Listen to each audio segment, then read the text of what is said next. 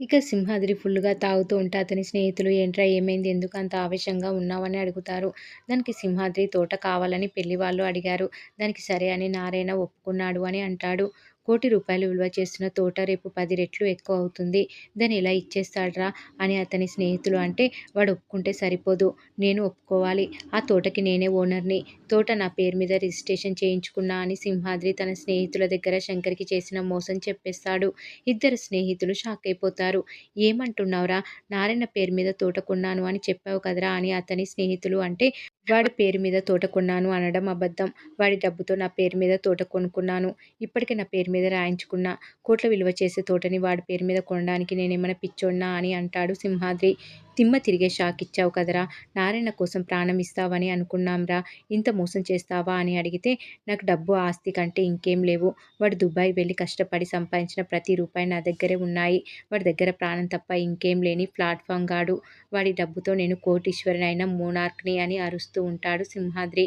ఇక మరోవైపు శంకర్ ఇంట్లో అందరూ పెళ్లి సంబంధం గురించి మాట్లాడుకుంటూ ఉంటారు. తోట దీనికోసం వాళ్ళకిచ్చేస్తే మిగతా వాళ్ళ పరిస్థితి ఏంట్రా? ఈ సంబంధం వద్దు అని బామ్మ అంటే మాట వెనక్కి తీసుకోలేను అని శంకర్ అంటాడు. అమ్మ, బామ్మ పెళ్లి సంబంధం క్యాన్సిల్ చేయమని చెప్పడంతో నందు అబ్బా! ఇంక ఆపండి. నాన్న ఏదో ముక్కు మొఖం తెలియని వాళ్ళకి ఆస్తి మొత్తం ఇచ్చేస్తున్నట్లు ఎందుకంత ఓవర్ చేస్తున్నారు? ఎన్ఆర్ఐ సంబంధం అంటే అలాగే ఉంటుంది. నాన్న మొత్తం ఇచ్చేయడం లేదు కదా! తోటలో సగం ఇస్తున్నాడు. నాన్న సంపాదించింది అంతా నాకే కదా అని నందు అంటుంది. తప్పమ్మా! అంతా నీకే కాదు. నీ వెనుక ముగ్గురున్నారు. లేక లేక పుట్టిన నలుసువి అని మీ నాన్న ఇప్పటికే నీకు చాలా చేశాడు అని బామ్మ అంటుంది. అమెరికా సంబంధం చేసుకోవాలి అన్న మత్తులో నువ్వన్నీ మర్చిపోయావు. మీ నాన్న మీ నలుగురిని మహారాణుల్లా చూసుకున్నాడు కానీ వాడేమీ మహారాజు కాదే. కొండ మీద కోతిని తేవడానికి 1 కాదు 2 కాదు 20 ఏళ్లు ఆ దేశంలో డబ్బు కోసం కష్టపడ్డాడు. వాడి నెత్తురు నోట్లలా చేసి చాలా సంపాదించాడు. అది నీ ఒక్కదాని సొత్తు అని మురిసిపోకు అని అంటుంది బామ్మ. నారాయణ నీ ప్రేమని తప్పు పట్టడం లేదు కానీ మిగతా కూతుళ్ళ భవిష్యత్తు కూడా చూసుకో అని అంటుంది. ఇక మరోవైపు మురళి, సూర్య, తుఫాను కలిసి మందు తాగే చోటుకి వెళ్తారు. ముగ్గురు సూర్యని కోపంగా చూస్తారు. సూర్య మురళితో బ్రో ఇప్పటికే నేను నీకు 100 సార్లు చెప్పా. నా ఫ్రెండు అలకనందని చూడడానికి వస్తున్నాడని నాకు తెలియదు. వాడు సర్ప్రైజ్ ఇచ్చాడు అని అంటాడు. అయినా నువ్వు నాకు మంచి ఫ్రెండు బ్రో. వాడు కాదు అని సూర్య అంటాడు. అందుకేనా వాడిని బండి మీద ఎక్కించుకొని తీసుకొచ్చావని అడుగుతాడు మురళి. ఇంతలో నందు, అరవింద్ కలిసి తీసుకున్న ఫోటో మురళి ఫోన్‌కి వస్తుంది. అది చూసి మురళి చాలా బాధపడతాడు. ఛ! ఈ ఫోటో ఇప్పుడే రావాలా అని సూర్య అనుకుంటాడు.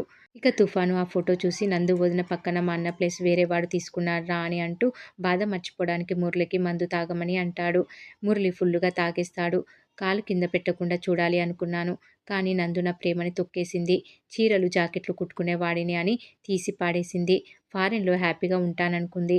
నువ్వు కూడా నన్ను మోసం చేశావు. ప్రేమని తగలబెట్టేశావని అంటాడు మురళి సూర్యతో.